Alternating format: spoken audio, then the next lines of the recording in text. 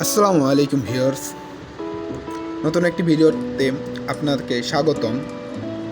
আজকের ভিডিওটিতে দেখানো হবে কিভাবে একটি ক্যালেন্ডার তৈরি করা হয়। একটি ক্যালেন্ডারের তৈরি করার জন্য কিছু নতুন টুলস প্রয়োজন পড়ে, সেই টুলসগুলো সম্বন্ধে দেখাবো এবং এছাড়াও কিছু সামান্য টুল কিভাবে ব্যবহার করলে একটু বেটার দেখাবে সেটাও দেখানো হবে। তো ভিডিওটি না টেনে সম্পূর্ণ দেখুন, তাহলে নতুন নতুন কিছু জানতে পারবেন, শিখতে পারবেন। অবশ্য অনেকে এগুলা জানেন এবং অনেকে জানেন না। যারা জানেন না তাদের জন্য জানার একটি নতুন সুযোগ। তো চলুন ভিডিওটি শুরু করি। ততক্ষণ ইন্ট্রো চলতে থাক এবং আপনারা আমার চ্যানেলটিকে একটি সাবস্ক্রাইব করে আসুন, সাথে পাশে থাকা বেল আইকনটি ক্লিক করবেন যাতে নতুন নতুন ভিডিওর আপডেটগুলো সবার আগে পেয়ে যান। এবং আমার ভিডিওতে কোনো ভুলভ্রান্তি থাকলে সেটি ক্ষমার দৃষ্টিতে দেখবেন।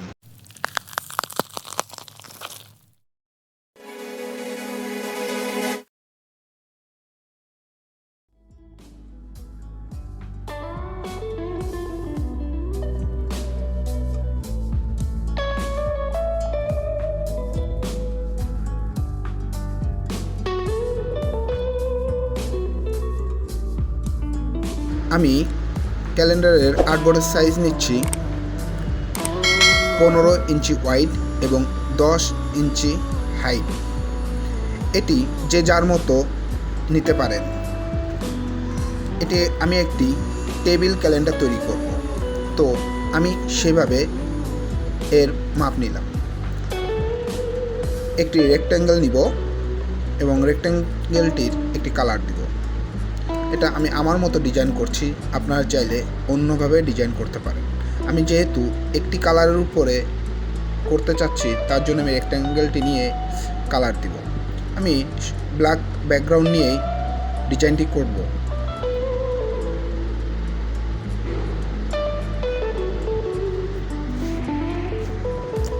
ইলিপস নিয়েছি, ইলিপসটি জায়গা মতো সেট করব। এটি আমার একটি ডিজাইনের অংশ। ইলিপস দিয়ে আমি ডিজাইন করতে পারি অথবা যে কোনো ছবি এর মধ্যে রাখতে পারি। আমরা সহজেই রেক্ট্যাঙ্গেলের মাধ্যমে বিভিন্ন শেপ তৈরি করতে পারি। আমি তারই একটি শেপ তৈরি করছি এবং এটি একটি ডিজাইন স্বরূপ ব্যবহার করব। এখানে অবশ্য আমি কয়েকটা কালার ব্যবহার করব, তার আগে আমি ডিজাইনটি সেট করছি।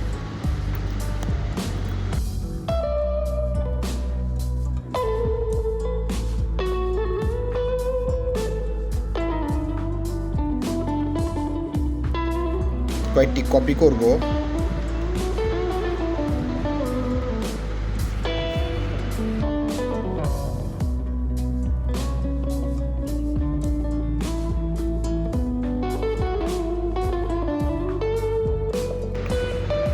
কালারগুলা আমি আমার মন মতো নিয়েছি। আপনারা চাইলে আপনাদের মন মতো কালার করতে পারেন। অবশ্যই ইলাস্ট্রেটরে কাজ করার সময় আমরা CMYK দিয়ে কাজ করব, কারণ ইলাস্ট্রেটর দিয়ে কাজ করা হয় প্রিন্টেড মিডিয়াতে এবং আমরা যেহেতু ক্যালেন্ডারটি প্রিন্ট করব, তার জন্য CMYK কালার মোডটি সর্বদা ব্যবহার করব।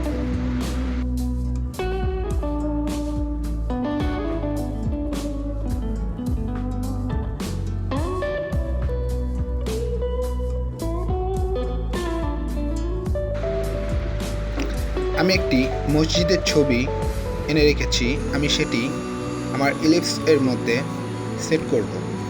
আমি ইলিপসটাকে একটি কপি করলাম এবং একটি কপি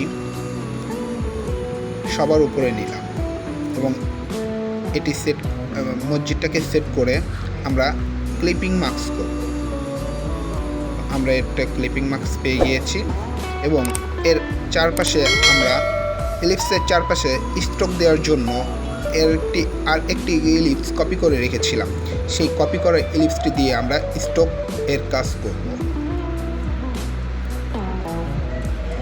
স্ট্রোকটি সুন্দর করে বসাচ্ছি। স্ট্রোক এর একটি শেপ দিয়েছি, সেটা আপনি দিতেও পারেন, নাও পারেন। এটি আমি ডিজাইনের ক্ষেত্রে ব্যবহার করেছি।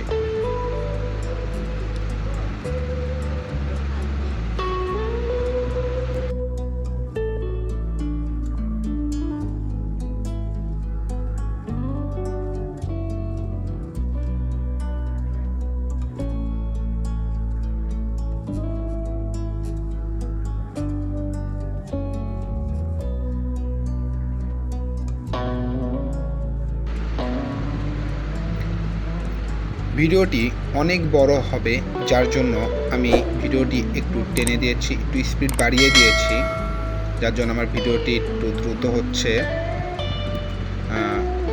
আপনাদের যদি কোনো অসুবিধা থাকে তাহলে কমেন্ট বক্সে জানাতে পারেন, আমি তার সমস্যার সমাধান করার চেষ্টা করব।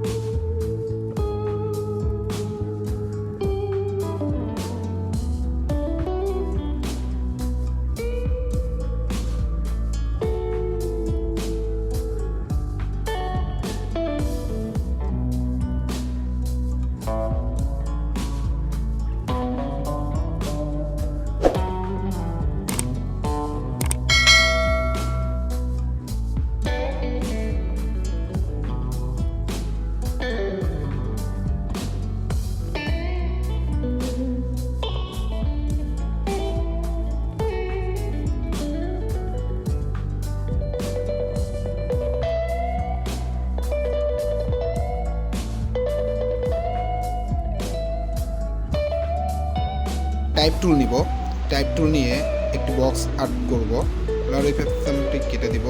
টাইপে যে area type option A click করব। এরিয়া টাইপ অপশনে ক্লিক করলে আমরা একটি ডায়লগ বক্স পেয়ে যাব। সেখানে র নিব 6টি এবং কলামস নিব 7টি। প্রিভিউ মোডে দেখলে দেখতে পারবেন র কলাম মোড চলে এসেছে। এবং আমি এখানে সানডে থেকে শুরু করব। সবগুলো ক্যাপিটাল লেটার দিয়ে শুরু করছি। ইন্টার ক্লিক করলেই আমাদের পরবর্তী লেখাগুলো উঠে আসবে। টুয়েসডে আমরা THU, Tuesday, Friday FRI, Sunday আমাদের 7 দিনের নামটা হয়ে গেছে। আমরা এখন অপশনে যাব, এটা ঠিকভাবে বসাবো। আমাদের কিন্তু বসে গেছে। আমরা প্যারাগ্রাফে মিডলটা দিব, যাতে আমাদের সবগুলো প্যারাগ্রাফ লেখাগুলো মিডল হয়ে থাকে। সো আমরা দেখি, আমরা টাইপ করে দেখব। আমি কালারটা চেঞ্জ করি, তাহলে দেখতে সুবিধা হবে। সাদা কালার দিলাম আপাতত। ইন্টার ক্লিক করলে আমাদের ঘর চেঞ্জ হবে।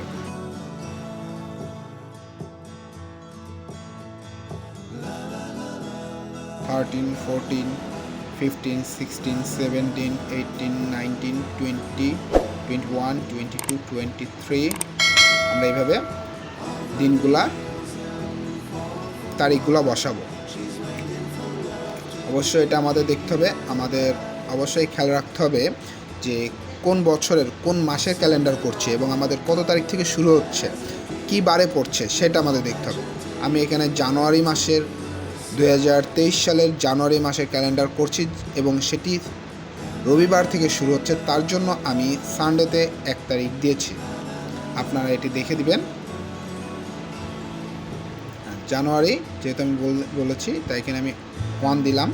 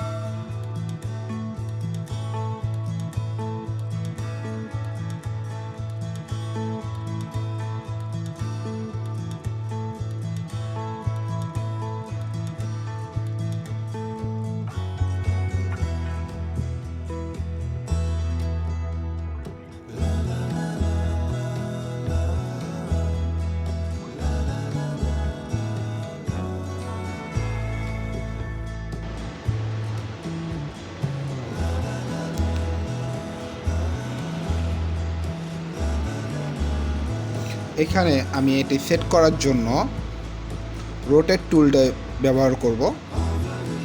রোটেট টুল দিয়ে প্রপারলি সঠিকভাবে রোটেট করে আপনি ডিজাইনটি সুন্দর করে বসাতে পারবেন। আমি ডিজাইন করার ক্ষেত্রে অনেকবার বিভিন্ন অবজেক্টগুলো লক করেছি এবং আনলক করেছি। আমি লকের অপশনটি বলে দিই। লক করবেন Ctrl+2 এবং আনলক করবেন Ctrl+Alt+2। কোন অবজেক্টটিকে লক করতে হলে Ctrl+2 দিয়ে সেটিকে লক করবেন এবং ওই অবজেক্টটি আনলক করতে হলে Ctrl+Alt+2 দিয়ে আনলক করবেন। আমরা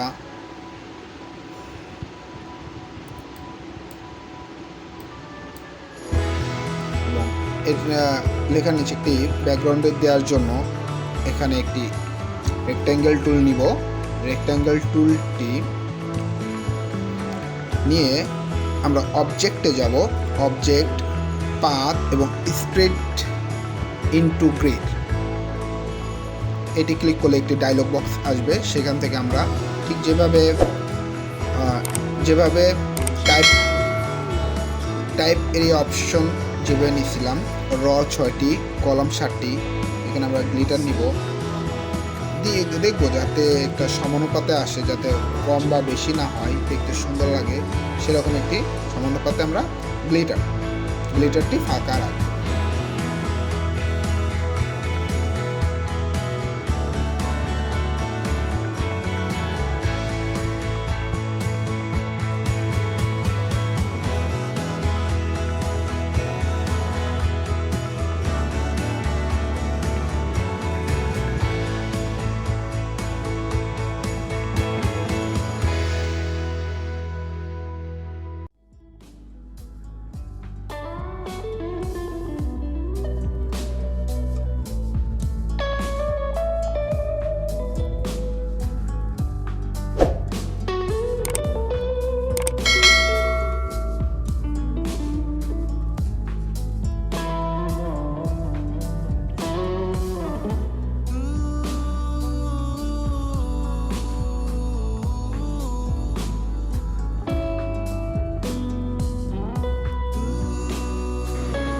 দেখেন আমার কিন্তু এখানে একটু অ্যালাইনমেন্টের অসুবিধা হয়েছে।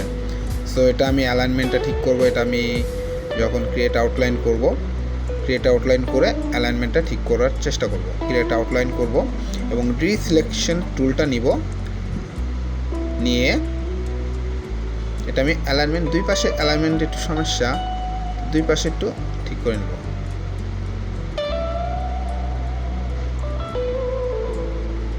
ঠিক আছে,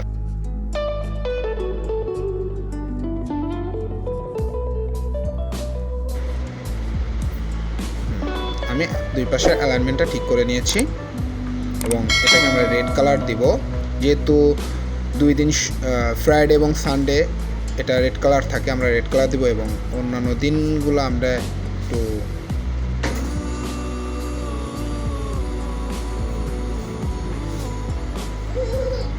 এটাকে অন্য কালার দিব। এটা কালারটা বোঝা যাচ্ছে না, আমি কালারটা চেঞ্জ করব।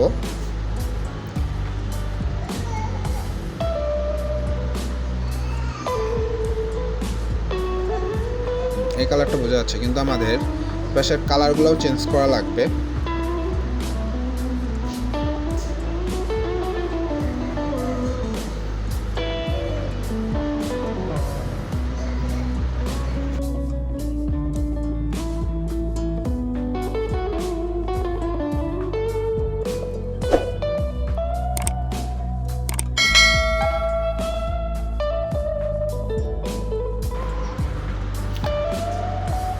একটি লাইন ক্রিয়েট করব এবং সেটি আমরা ড্যাশ ব্যবহার করব। ড্যাশ ব্যবহার করার কারণ, এখানে আমি একটি ডিজাইন করব। ডিজাইনটি দেখুন, এখানে আমি ড্যাশ 12 দিলাম এবং শেষে 20 দেখতেই পাচ্ছেন এখানে আমার একটি ডিজাইন হয়ে গেছে। এটা আরও কাজ আছে, এটা আমি রোটেট টুল ইউজ করব। রোটেট টুল ক্লিক করে সেন্টার ধরে অল্টার ক্লিক করে মাউসের রাইট বাটন ক্লিক করতে হবে এবং তারপরে কপিতে ক্লিক করে Ctrl+D ক্লিক করলে আপনার ঠিক সেই অনুপাতে রাউন্ড হয়ে আসবে।